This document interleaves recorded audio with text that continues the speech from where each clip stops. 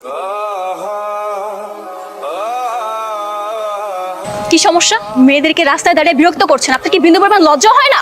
বিরক্ত করার জন্য তো লজ্জার দরকার নেই, দরকার সাহস, আর সেটা আমাদের আছে। কি রে, তাহলে তো বিয়ে করলেই পারেন।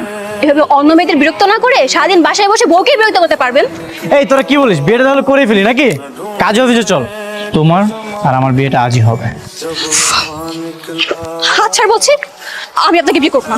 তুমি বিয়ে করবে না মানে? তোমার আত্মাও বিয়ে করবে। এই চল, একটা গাড়ি ডাক দে। ওর নাম, ওর বাবার নাম সবকিছু তো আপনাকে বলেছি। তাই সাহেব, আপনি বিয়েটা পড়ান। কিন্তু বিয়ে পড়ানোর তো একটা নিয়ম কানুন আছে, এভাবে তো হয় না। কোনটা হবে কোনটা হবে না সেটা আমি ডিসাইড করবো। পিস্তলের একটা বুলেট যদি তোমার বাবার মৃত্যুর কারণ হয়ে যায়, তখন তুমি কাকে বাবা বলে ডাকবে? বাবার মৃত্যুর কারণ না হতে চাইলে কাজী সাহেব যা বলে তাই করো, কবুল বলে ফেলো।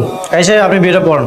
আমি আপনাকে চিনি না, জানি না, পছন্দও করি না, এইভাবে আমি আপনাকে কি করে বিয়ে করবো বলুন? সিগনেচার করো। এটা কি শুনলাম আমি? রাস্তা থেকে ধরে নিয়ে তোকে জোর করে বিয়ে করলো আর তুই কিছু বললি না?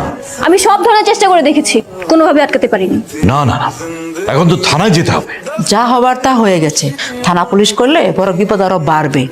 তুই বরং এক কাজ করো, ছেলেটার সম্পর্কে ভালো করে খোঁজ খবর নাও। তোমার কি ধারণা আমি ওকে স্বামী হিসেবে মেনে নিব? বাবা, ওকে আমি দেখে নিব, ওকে আমি নিজের হাতে একটা উচিত শিক্ষা দিব।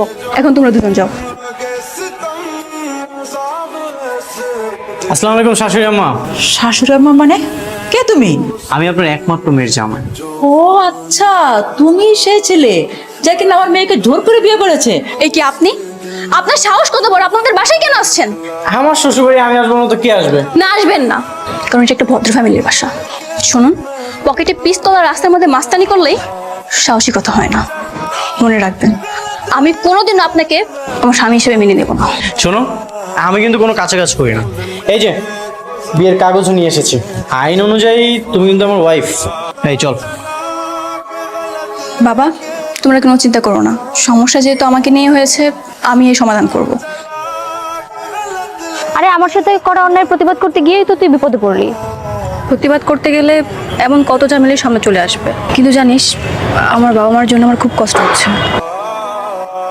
শোনো, মেয়েদের বিয়ের পরে তার বাবা মার চেয়ে স্বামী বেশি চিন্তা করে। দেখুন, আপনি এই মুহূর্তে আমার চোখের সামনে থেকে দূরে চলে যান, না হলে কিন্তু আমি পাবলিক জড়ো করব। আচ্ছা, কাকে জড় করবো জড়ো করো। কে কোথায় আছেন? Please help me. ভাইয়া, কেউ কোথায় আছেন? প্লিজ বাঁচান। দেখুন কি হয়েছে আপা, কোনো সমস্যা? ভাইয়া, দেখুন না, এই লোকটাকে আমি চিনি না, জানি না, সে কখন থেকে ডিস্টার্ব করে যাচ্ছে। ভাইয়া, আপনারা সবাই মিলে এই ছেলেটাকে একটা উচিত শিক্ষা দেন, যেন শিক্ষা পেয়ে কোনোদিন কোনো মেয়েদেরকে ডিস্টার্ব করতে না আসে। এই ছেলে, সরি বল, নাহলে কিন্তু। না হলে কি? এই কি করবি?